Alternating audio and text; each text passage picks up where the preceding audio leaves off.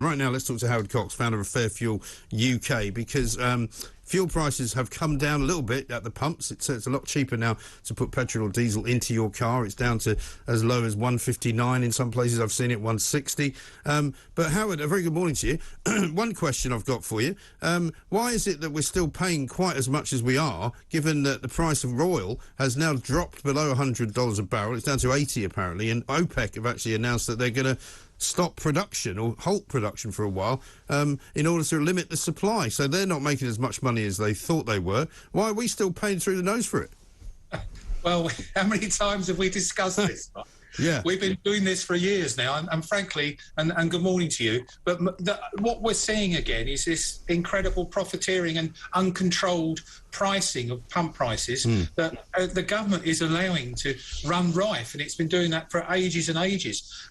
All we want is transparency and fairness at the pumps. I mean, the oil is in fact up to $93 today, but OPEC, as you said, they met yesterday in Vienna, and they decided, hey, we're not making enough money, we better stop or reduce production. That's what they're doing. They're cutting it back by, I can't remember how many millions of barrels they're cutting it back by, but fundamentally, what they're trying to do is to stimulate demand and fundamentally put the price up through the market forces. And we are being held to ransom. Well, we are, absolutely right. And what about the price of heating oil? Because a lot of people keep asking me about heating oil. I can't find anyone that can give me a straight answer on what the government is doing to help people. Because in Northern Ireland, for example, Howard, something like 75% of homes are heated by oil as opposed to electricity or gas. And in lots of rural parts of the rest of the United Kingdom, that is also the case. But I can't get anyone to tell me, why heating oil has doubled in price since last year and why people are not being given any help with that. Well, it's simply because they can, Mike. They can do it. They're uncontrolled. There is no, as you know, with Ofcom, Ofgem, and what we're looking with gas and electricity, we've got controls in terms of caps, whether the policy is right or not. Well, they are trying to control pricing. Yeah. They don't seem to regard oil as an essential resource, and heating your home is pretty essential. And whether it's gas, electricity, or oil, they should be having the same control.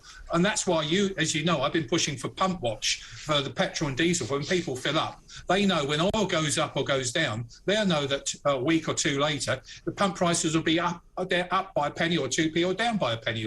But it doesn't work that way. No one understands the pricing process. And it's the fuel supply chain further up. And I repeat, it's not the independent little forecourt owners. They're not making shed loads of money. It's further up the fuel supply chain. And the government are allowing them to do it because they're enjoying a shed load of VAT coming in. Yeah, absolutely right. And that is, of course, a great windfall tax for the government. They keep telling us that, they don't want to put windfall taxes on the energy companies, but they don't mind putting them on us. I've lost you. Hey? Have you lost me, or are you back? I'm back again. There you go. I'm saying the government doesn't mind putting windfall taxes on us, but they don't want to put them on the oil companies. It's strange, isn't it?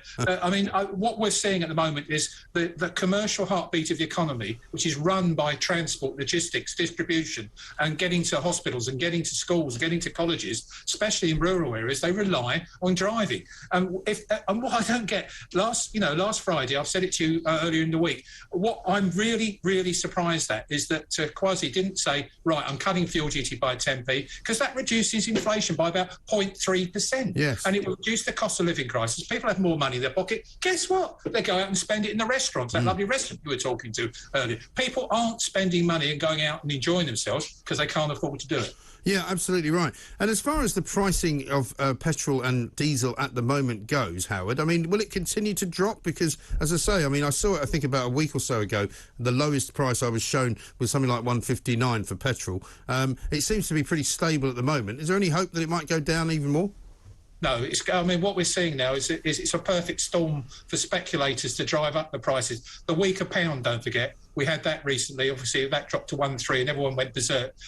Even though the pound in the last week has been one of the best performing currencies. It's come back to 1.12, 1.13, 1.14. But oil is priced in dollars. And I'm afraid whilst we're in that situation and whilst we've got this oil OPEC edict that's going on at the moment in time, all I can see is pump prices going up by another 2 or 3 pence. So I think we've reached the bottom for the moment. Yeah, absolutely right. And as far as the tax conversation that you've been having on and off with various different chancellors, we've now got a new chancellor. You presumably have to start all over again. Any hope there that you can get success?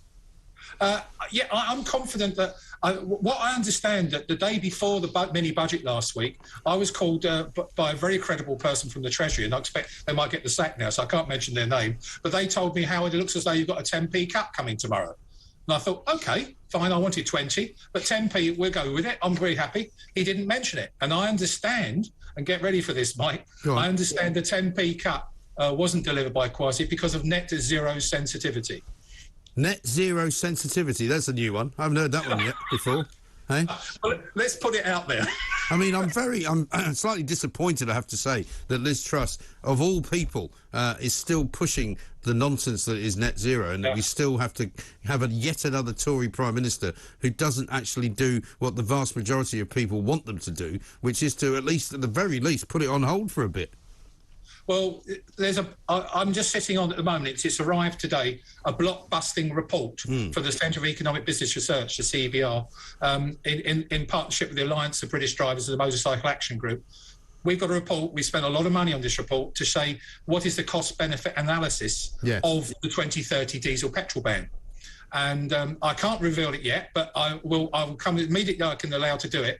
I want to come on the show and shout on the rooftops because I'm afraid this is earth-shattering. They will have to rethink. Well, listen, my ears are alive with the sound of music, as they say. I can't wait to hear that. So brilliant. Do that, Howard. Thank you very much indeed, Howard Cox. There, he's still fighting the good fight, still trying to get your prices down, still trying to get fuel duty cut, still trying to convince any government that wants to listen that net zero is a hiding to nothing and will just end up costing us loads of money. How about this from somebody who has tweeted us?